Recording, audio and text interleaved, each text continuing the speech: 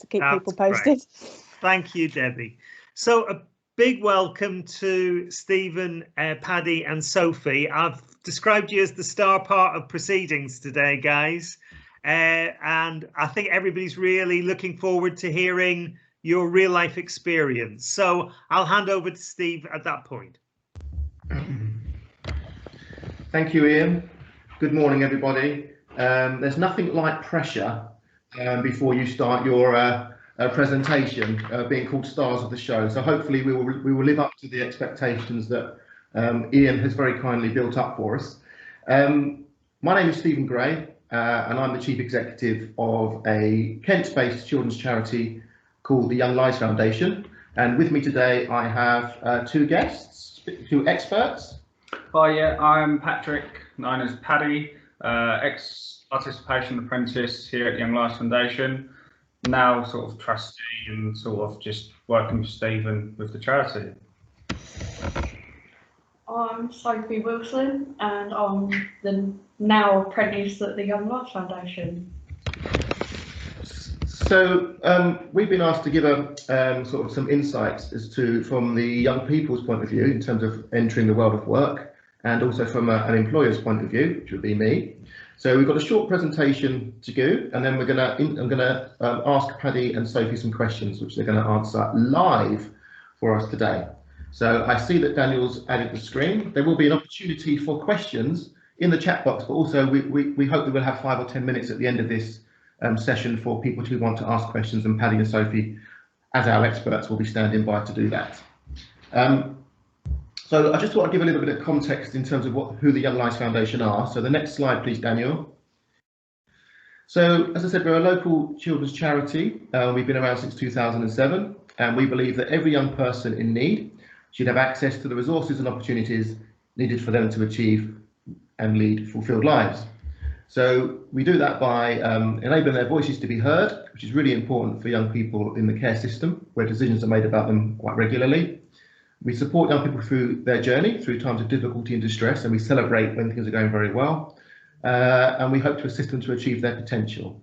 So in terms of care leavers and the journey into training and employment, is quite a critical point in young people's lives. And as it's been alluded to earlier on in previous presentations, this year has been particularly challenging for many young people leaving the care system due to obvious reasons. Next slide, please, Daniel. So our services include mentoring services for young people, and I'm pleased that we provide mentoring for care leavers across Kent and Medway. We provide advocacy and children's rights services, which are about enabling those voices to be heard. We have befriending services for children across the county, Kent and Medway, and we have a positive activity programme as well, which the young people chose a name for last year, which they called the Legends Programme. And more of the information is available on all of those services on our website. But the reason we've been here today is to give you a quick background on since 2014, the Young Lives Foundation has been employing apprentices to work with us. And in that time, we've had 5 apprentices employed to work here with the Young Lives Foundation. And we were successful in achieving funding for that from the Cobtree Trust. So our apprenticeships last for 12 months. And attached to the apprenticeship, the young people do a qualification, which is an NVQ level 2 in business and administration. It doesn't have to be in business and administration. There are various other NVQs that we could choose, but due to the nature of the work that a lot of the apprentices do, it's quite all-encompassing business and administration around the sort of planning and facilitating of meetings, etc. I'm pleased to say that all of our apprentices so far have been successful in completing the NVQ level 2 and have therefore moved on to a second year with us, where they have an NVQ level 3 in business and administration, which I believe is equivalent to AS or A levels. All of our apprentices we've recruited with Medway Council from the young people they're responsible for looking after as corporate parents, and they fulfil a role here which we called participation apprentice. So it's a role that, as I said, is a lot of business administration at the back end of things, that also involves some frontline work through our projects I've just described, and namely the Medway Children and Young People's Council, which is the Children in Care Council with Medway Council. Crucially, participation apprentices are offered flexibility, so they experience a very wide range of different aspects of the charity life. So they're also getting, even though their role is specific to the Medway Children and Young People's Council, we also make sure there's experiences they can gain from fundraising aspects of our work, get involved in social media and communications. In fact, we can learn a great deal from young people about how to communicate to other young people, rather than me sitting here scratching my head asking what the hell Instagram is. And they can also get involved in mentoring and other such services as peer mentors for some other young people. So that's a little bit of context around the organisation and our history of employing care leavers as apprentices. But now I'm going to hand over to Paddy, who you've already heard from on the Stigma film. He's going to give you a bit more insight. We've got a video from Carly, who's unable to join us live today, and from our current apprentice, Sophie, as well. And I've also got some information from a Medway Council apprentice called Kirsty, which we'll share with you shortly. So I'm just going to hand over to Paddy. I think he's going to ask you for some audience participation, I believe. Hi, morning guys. I hope you all can hear me. This is the first time we've ever sort of tried anything like this. We normally have like big audiences in front of us. It would be handy if we could all have our cameras on, or if we're not allowed to do that, then Just get a pen and paper. If you can get like a pen and paper. No, we can have our cameras on, Paddy. That wouldn't be a problem. That's perfect. So if we can have our cameras on, and if you've all got a pen and a paper, I've got just something I need you just to participate in for me. What I'd like you to do is just on the pen and paper, just write your biggest secret. Maybe no one would know, your wife, your partner, your husband, your best friends, your biggest secret you've got. I'd like you to write this on this piece of paper, fold it up, and just put your name on it and just leave it at the end of your desk, and then we'll come back to that shortly. Lots of people scratching their heads, working out what their biggest secret is. And once you're done, if you just put like a thumb up or something like that, so we sort of know. Some people are straight in there with their secrets. Excellent. He's done it on his phone.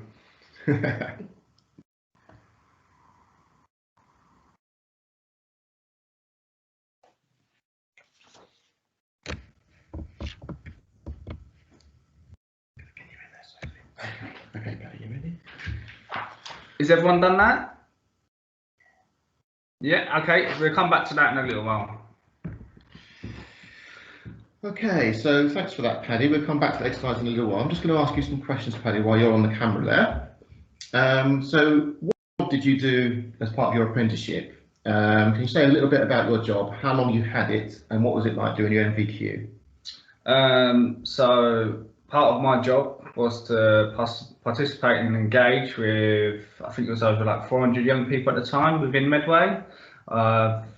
Children in care, I used to run the Children Care Council. I used to help run groups.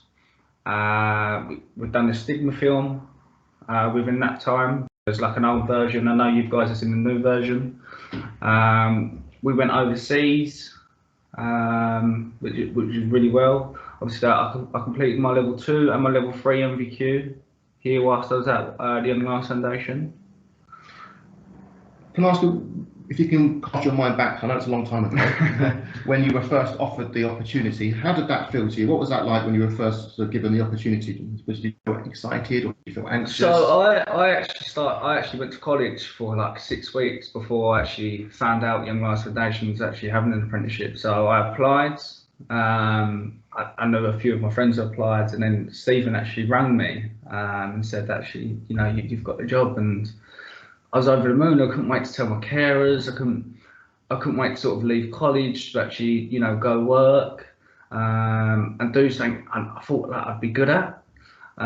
So yeah, you know, I think my first couple of days I had my foster carer, Bob, he showed me the journey over to Maidstone, you know, what trains I'd need to get or how I'd need to get there for us to sort of drive. And I remember my first day, I think I was actually like late for work because like I missed my train or it was cancelled, and I was like, oh no, I'm going to get into trouble, I'm going to get sacked, this and that. But no, Stephen was actually like really cool about it. I don't worry about it, things sort of happened really.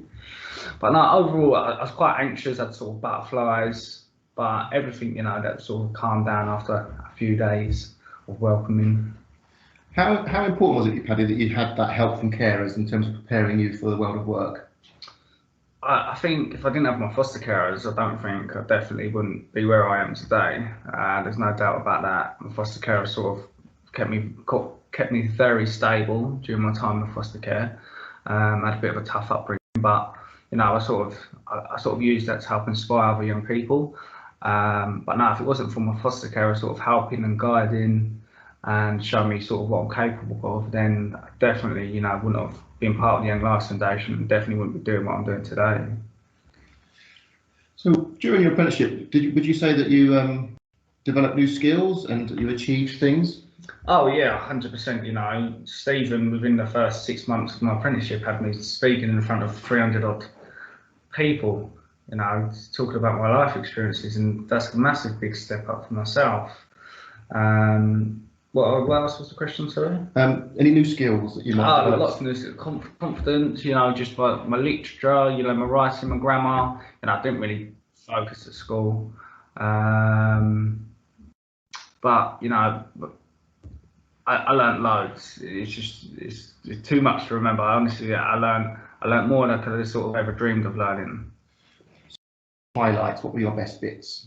I think, you know, my public speaking, sort of working for the Young Lives Foundation, going overseas to India, you know, I'll never forget that. You know, that was sort of life changing, and just helping other young people. So that was a positive side of things. Were there any challenges that you needed to overcome at all, Paddy? What was the sort of challenges? Yeah, so during my second year of my apprenticeships, I was doing my level 3. Sort of just briefly, my foster carers, we sort of had a holiday home over in Ireland, and they decided that I was going to go live over there permanently, and sort of had sort of one of the biggest decisions in my life: do I stay, do I move and sort of start fresh? I decided to stay, and things were a little bit unsettled because I had to have my own property, had to have my own flat, which I got help with. Yeah, it was sort of a tough few months. About 4 years ago now, I think that was when I moved. And it was very, very hard. I did struggle, but I had my apprenticeship to focus on. I knew I had family here. I had, you know, a life here. Over there, I would have took a gamble. You know, I possibly wouldn't be doing what I'm sort of doing today. How did you overcome? What help did you get to overcome that challenge at that particular time? Family, you know, my foster carers, they was really like sort of encouraging, sort of for me to really help my decision. You know, Stephen at the Young Lives Foundation, I'm not just saying that because he's sitting there. He was honestly a massive help throughout, you know, that time. I had a really, really, really good PA. My PA at the time, I just couldn't have asked for a better PA. She was consistent and always is just there saying like, you know, I'm here. It's just the consistency just sort of really helps me, and the stability. So we watched the Stigma film earlier on, and we've heard from guest speakers this morning around some of the challenges and feelings of young people who've grown up in the care system, in foster care, and leaving the care system. Did you feel that you were treated differently to other staff members because of your background? No, I feel, you know, I was treated the same. I had issues. I was honest, realistic about my issues. I'd have bad days, I'd have good days. That's all I could sort of really say about that. So, do you feel that the employer gave you any additional support to help you with your employment? Yes and no. You know, sometimes it was a bit of leeway, and other days it was actually no. You know, you have got things going on outside, but you still got to sort of get on with your work. You know, I'd have days that I sort of struggle, and I think the realistic side of stuff, you know, we're all only human. You know, we're not robots. We can't work at 100 miles an hour every day. We all have bad days. We all have stuff going on in our lives, and I think Stephen sort of understood that at the time. It kept the pressure on, but not like a steam train. It sort of let off a little bit, which was, it sort of gave me a bit of a release. And then when things were, you know, sort of back to normal, it was, I did not stop working. I still worked as hard as I could every day, as well as I had a lot of stuff going on, but it was understanding. So what advice would you give to other care leavers looking for work? Other care leavers now, just be honest. You know, I think there's a mutual respect with like employers. Yeah, that's what I can really say. Just be honest with each other. You know, there's no point trying to hide what's going on at home. You know, it sort of helps talking to each other. You know, it helps the employer understand, so there's no sort of added pressure. And what advice would you give to potential employers that might be considering taking on young people to work with them? What advice?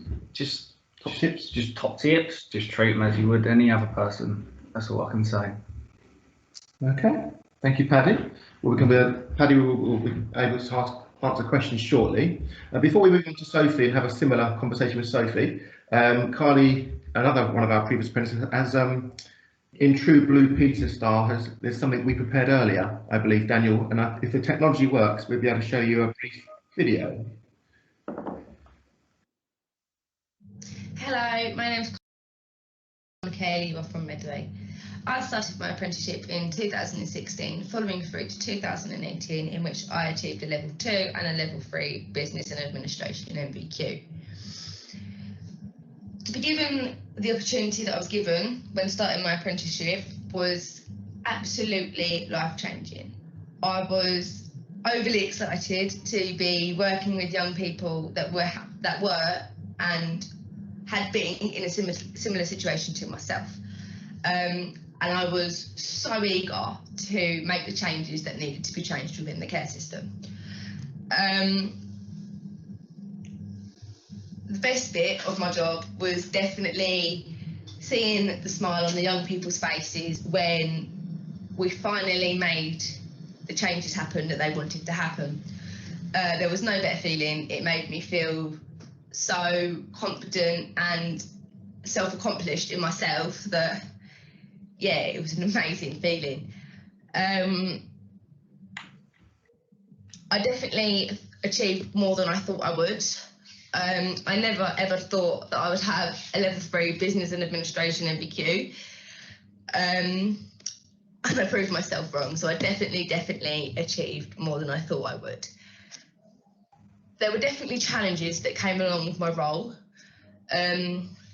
One of them being that I didn't feel sometimes good enough for the young people. Sometimes I felt as though there would be someone better for the role than me, and that maybe I wasn't the best person for the job. But then I was quickly got over that with the support from my support network around me, who told me, no, Kylie, you are good enough for this role. That's why you were picked, because you are good enough. And they just made me feel so much more confident within myself. With my role, my employer was a massive help to me. I had the best support network. I don't feel like I was treated because I was a care leaver. I felt that I was treated the exact same as every other staff member, and that was as part of a family. And as being a care leaver, I had never felt a sense of belonging before. So going into my apprenticeship and feeling a part of this massive family was a huge, amazing feeling for me. I didn't feel stigmatised, I didn't feel discriminated against, and that was like the first time in a very long time that I hadn't felt that way. when it comes to employing a care leaver, I would say that perseverance is key.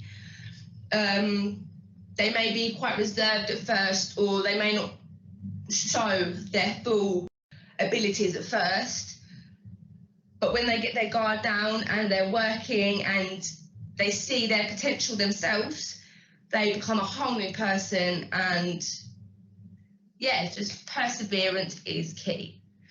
As for care leavers looking for jobs, don't give up.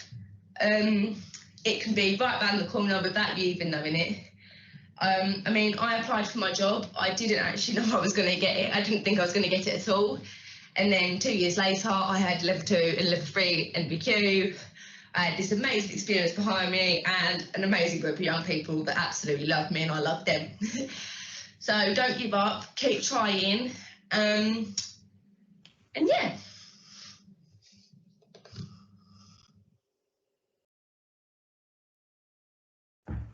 Okay, so that's something that Carly prepared earlier on, and it's really interesting reading the chat that's going on around some of the comments that you made there. So thank you very much for your interactions.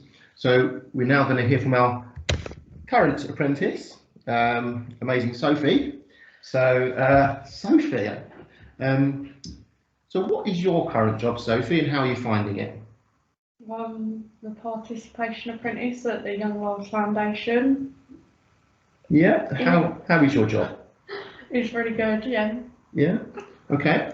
And are you doing an NVQ as well? Yeah, I'm doing MVQ level 2 business and administration. How are you finding your NVQ? It's really difficult, I'm not gonna lie, but I'm getting loads and loads of support with it, which is really good because I really do need it. But I'm cracking on with it and I'm doing it, trying my best. That's all we can do, really. Fantastic. So can you remember when you were first coming to the job, did you go for an interview? Yeah. So you were interviewed and you were selected as the candidate. What did it feel like? It felt really good because it felt like I felt like the chosen one, as you'd say. I did feel a bit bad because obviously some of my friends did apply for it, and I was thinking, oh my god, what if there's going to be like arguments between like, oh, how come you got it, how come I didn't, or something like that. I didn't want none of my mates to feel bad, if that makes sense. What was the question again? Yeah, so did you feel excited or anxious, or? I felt really, really anxious. Obviously felt excited because it's like a new thing, but it is nervous going into somewhere where you haven't been before and people do know, but not behind the scenes, if that makes sense. Totally makes sense, absolutely.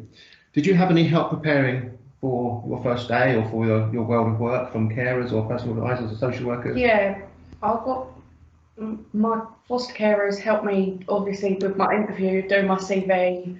They bought me an outfit and stuff, and then my carer dropped me in the first day, and she actually come in with me, which seems a bit sad, doesn't it? Like having your carer come in to work with you. But yeah. Okay. So what are the best bits about your job, Sophie? I like making change, and I like watching young people be happy and grow up, because obviously with some of the backgrounds people come from, even little things like you all might do, which is like go cinema with your kids or whatever, some of these people haven't actually been cinema, so when they do go cinema, it's really amazing. It's like, I don't know how to say it, it's like a light up on their face, or like going to Go Ape or something and doing something they're really scared of and achieving it. Yeah, absolutely. And what about yourself personally? Are you achieving things? Yeah. Any new skills that you might have developed, or any other impact on you? I've got a lot of anxiety. I'm slowly getting into the, I don't know how you put it, getting into the, what's it called? Growing in confidence? Yeah, that's the one. Growing in confidence. Yeah. Which I think we can all see. Absolutely. Yeah. Brilliant. Okay. And what about the challenges? Have you had any sort of difficulties or times that it's been tough? Yeah. Well, when things go on at home, like Paddy said, it's really hard to concentrate, but you still want to, you don't want it to be like, you don't want your employer to be like, oh yeah, have a day off, because you feel like crap, but at the same time, it's nice when they understand. And so when you are having them bad days and you're coming in, it's nice having that extra and stuff. I'm not very good at reading, writing and stuff and putting my thoughts onto paper. So to overcome the challenges, I have a bit extra support. No harm in that though. No, absolutely. And so that was going to be my next question, actually, you've already answered. So do you feel that you get support from your employer? Yeah. Yeah, you don't have to say yes when I'm sitting here. No, obviously I do, because otherwise I wouldn't be doing the things I'm doing. Yeah. Okay. So like Paddy said, I'm going to ask you a question now. That's just, so how different do you think it would be if you didn't live in foster care, if you lived independently on your own, coming to work? On my own? If you lived on your own, yeah, if you didn't have foster carers. I probably wouldn't come to work. Like, let's be honest, right? So when I feel like bad, I have days sometimes where I don't want to get out of bed and stuff, like, because I feel like crap, and I probably would just like sit in my bed and be depressed. But obviously my carers are like, come on, Soph, you need to go in. And then when I'm actually in, it's fine. I think it's just, I don't know how to explain it. I think you just have explained it very well, actually. Yeah. Okay. I have to say that sometimes when I don't want to get out of bed in the morning as well, let's be honest. Yeah. Okay, so your top tips for a care leaver looking for work? Keep trying, keep applying and stuff. Ask your PA to help you or your social worker. Ask for help when doing your CV and getting references and stuff, because there's so many opportunities in there to do things. Absolutely, yeah. And your top tips for an employer? Treat us the same, like as you would with your other employers, but be understanding when we have different things going on. So obviously being in care, we have different appointments to other people. We have a lot more appointments than other people. So like your kid might go to the optician like once every 3 years, but as rules and regulations, we have to go opticians every year. And we've got like lack reviews and stuff like that. So be understanding of that. Understand that everyone has good days and bad days. You will have good days and bad days. Yeah. We have good days and bad days. As Carly said really well, perseverance and just knowing that we're human as well. We're not some just because we've got that label of care leavers, which shouldn't really be a label, but we do have it. Let's be honest. But it doesn't mean we're some like weird like robot or something or a part of some cult. We're like we're all the same. Absolutely, brilliant. Well, I think that sums that up nicely. Thank you, Paddy and Sophie. We'll come back to you shortly. Just got some insights from Kirsty, which are on the slide there, Daniel.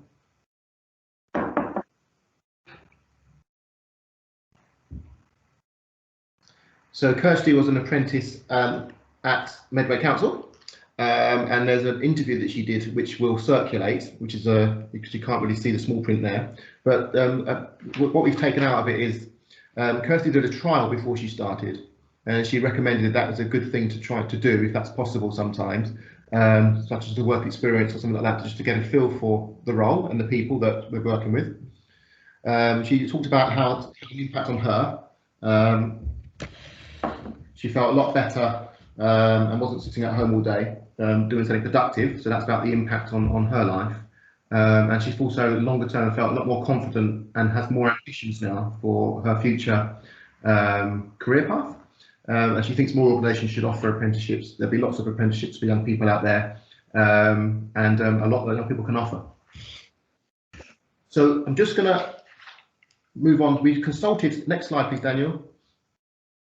So we have a group of care leavers that meet fortnightly, and we consulted them in terms of what would make a perfect boss. We thought this would be a useful slide to share with you guys, and there was lots of ideas and suggestions, but we've taken the top 6 that were given because we couldn't fit it into 5. So there's the top 6 there listed at attributes from a top perfect boss. which are mutual respect, have an empathy and understanding, an honesty, perseverance and patience, support and guidance, and to be challenged, actually, to be challenged to achieve and realise their potential. So I'm just going to very briefly, this is the boring bit now because it's me talking rather than Sophie and Paddy. I've just got some very basic top tips from our learning as an employer. We've benefited greatly from employing apprentices over the last 6 years, and their contributions to this organisation have been invaluable. And we're in touch with all of them still, and they still contribute. As Paddy said, he's now a trustee, a volunteer trustee of YLF. So as Neil said very much at the opening of this event today, be open-minded. Young people have a lot to contribute, and I really like the way that he said that they are seeds waiting to blossom. We have a lot to offer and will flourish with that perseverance that Carly and Sophie have spoken about. Next slide, please. Be understanding. As Debbie said in her presentation, some young people may not have had the stable, consistent opportunities in school or in their home life that other young people perhaps haven't had. But it's a case of being empathetic to that and understanding of their circumstances, which Paddy and Sophie have alluded to.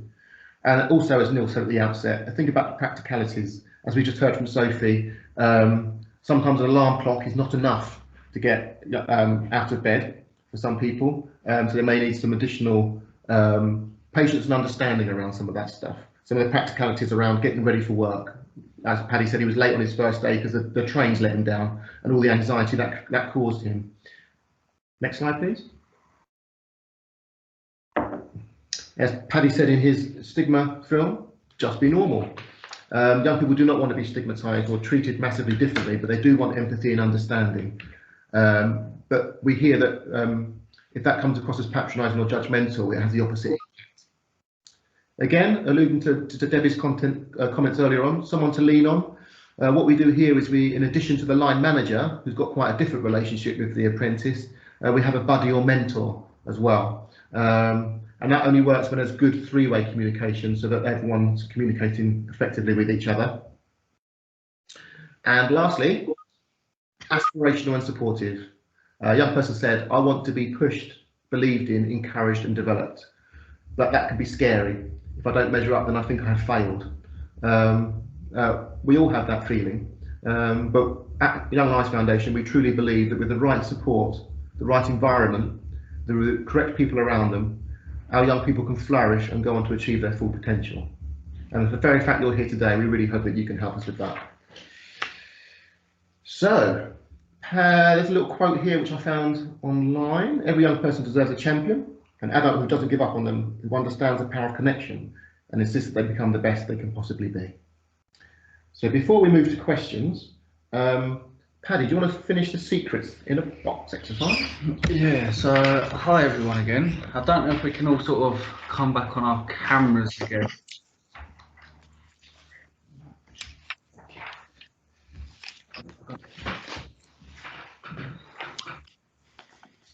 I think Ian yourself, you know, you sort of, I think it's been done to you before, so I'm not sort of going to pick on you, so you sort of know what's going on. So I'm going to pick on some people I don't sort of know, it's probably most of you to be fair. So is it Alex? Alex, can you hear me? Can you turn your mic on quickly? Yeah. So Alex, I'm hoping you've written down a secret, a bit of paper. Can you just put it on the screen quickly? Obviously, don't show your secret. I just want to see you've got the paper. Oh yeah, I wrote it on my laptop, so yeah, it's on my laptop. You've got it. Okay, yeah. No problem. So, Alex, if I was to ask you right now in front of these people, yeah, on this camera to read the secret out, how would you feel about that? Well, Paddy, I'm extremely anxious now. I'm regretting having the name Alex because I'm at the top of the list, aren't I? You're not. You're at the bottom left of our screen. But so right now you're feeling quite anxious and a bit nervous, and your pulse is sort of going up a couple of levels. Yeah, you can say that again. Yeah. So the idea of this is, guys, is that Alex, you're fine now. You can sort of come off the speaker for a minute. I'm going to someone else and all now. So if we go to Debbie. I had a feeling that was coming. Yep. Is yours on a bit of paper? It is. Yep. Oh, that's cool. That's cool.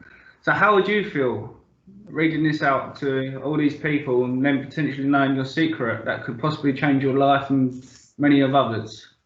I'd feel very unhappy with that. I'd feel perhaps pressurised to fit in if somebody asked me to do it and I really didn't want to, but thought that I had to. I think the pressure would be a bit too much for me. I think you've just answered what I'm just about to say. So just from these two, so out of the thousands of young people across the country, across the world, that every day their secrets, their stories are getting told by many other people. That's the pressure young people feel nearly every day of their life. And it's pressure they shouldn't feel. You know, I know sometimes for safeguarding and CSC and things like that, yeah, it has to be told. But in otherwise, it don't have to be told all the time. You know, these secrets these young people need to be able to trust people like ourselves, employees, corporate parents, foster carers. You know, it don't have to be passed around from pillar to post. So the point of the exercise is for you guys to know how we feel as young people, which is actually worked, which I'm quite surprised about. Thank you. I don't know how questions would work, Ian. Whether people have been asking them, haven't been following the chat, but I don't know whether have we run out of time or. So no, we've got a few minutes, but as Sophie said, there's a hand button at the top on the toolbar. I can't see any hands at the moment, guys, but fantastic commentary. I hope you're seeing it. If not, review it afterwards in the chat box. Sophie and Paddy, you know, you've really made an impact in the lives of the people who are the audience today. They really are impacted. And just while I'm waiting for a hand to go up, if I can say a few things, just a mega thank you to you all for the contribution. You absolutely met expectations, the three of you, in terms of being the star act. If I can also say, I think there's something about what Paddy's just left us with, that thing about the importance of privacy and also the impact of stigma on these young people's lives. And all of our young people have their own dreams and wishes about what they want their future to be. I think part of that is, let's not always focus on what went wrong for them or what the problems are. Let's really think hard about what their strengths and assets are. And what Sophie, you and Paddy have brought out for me today is, I've written down a couple of really positive words, which aren't just about you two, but about the other young people that I've met through MCYPC. And that's that you have tremendous empathy. Your ability to understand how other people feel is great, really, really good. And I think that means that a lot of the young people that I've met, particularly who've had an experience of living in care, they often want to contribute in a caring role. So they want to maybe work in healthcare or care. Paddy could put his hand up for that one. And also they may want to work with young people. So often they'll want to work in early years settings or in education, as we heard earlier today. But the other thing you bring is tremendous communication skills. And we've all seen that today. Your ability to speak so confidently to a group of people in difficult circumstances is just great. And I think the other thing we really need to focus on, and certainly I'm thinking about Hannah and some of the others in MCYPC, is just your creativity. Your ability to be creative individuals is really, really important. I think, Stephen, those top tips about what a good employer would be, a lot of that applies to our young people. So I think you're really honest. Sophie's been really honest with me in the past about what could be better about children's services in Medway. And that's a tremendous skill, that ability to speak up for people. Stop hiding, Sophie. That ability to speak up for people is absolutely fantastic. And it's a skill and ability in its own right. And then lastly, I think because of your experiences, you've had to be adaptable, flexible and resilient, and you've had to develop really strong communication skills, and you can turn that to your advantage. Those can be assets that you bring to a workplace to support work colleagues, but to support employers as well. And at the end of the day, employers need people who can deliver their business objectives. So that's really important. So Sophie, Paddy and Stephen, I can't believe how shy this bunch are. I can't see any hands going up just at the moment. But I hope you'll stay with us till the end of the session, because we'll do more Q&A at the very end. Oh, I can see a hand. Oh, BW. Who's BW? Now's your chance. Hi. Hello, I'm Bobby. I'm the Community Engagement Officer at Medway Hospital. And I just wanted to say really well done on your presentation to the three of you. I think you've been absolutely brilliant. I was in care in Canada from the age of 11 up until 18, but it's different there. We don't have the support networks like you have here, certainly in Medway, and it's really heartening to see. And I know that you guys, because you understand people on a more deeper level, and the maturity of knowing all about that, because you've experienced that, drives your passion. And that's why I'm passionate about speaking to our community and engaging with them and hearing people's views and making sure they have their say. So that's how it's worked out for me. And my sister in Canada now works with young mums who don't know how to be a parent. They grew up in all sorts of different types of settings, and she teaches them lullabies and how to change diapers and things like that. So I think that I see a lot of potential in you, and I think you're going to do an amazing job and contribution to Medway and to the young people that you help, and whatever path you take.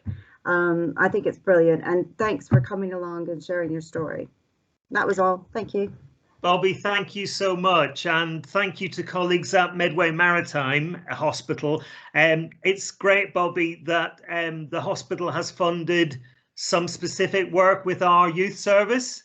Bobby, maybe that could grow into opportunities for young people to get involved in employment activity within the hospital as well going forward. So I think we're really hopeful that you'll stay as part of our journey. John, you've been a great contributor in the chat, but you've got something you want to say. Over to you, mate. John, I think you need to take your mic on, mate. Yeah, me and technology again, Ian, thank you. I just want to say how inspired I've been. What many people on here may not know, I'm a suicide survivor. I tried to take my own life in 2014.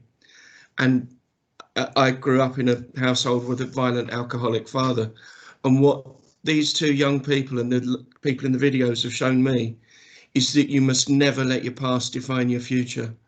And what you guys in particular, being brave and speaking to a group of people like us, full respect to you, and I hope and I wish, you know, your dreams can come true because you've got the attitude to do it.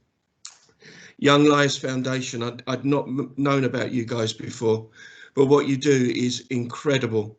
And these ambassadors that you create every day and that you support and mentor, I consider it a privilege to be on this call. And I want to say thank you to everyone. Great, John, thanks for that really heartfelt sharing. That's really good. Thank you very much. So I think I'm going to move this on. I'm hoping that Daniel and Tracy are standing by, because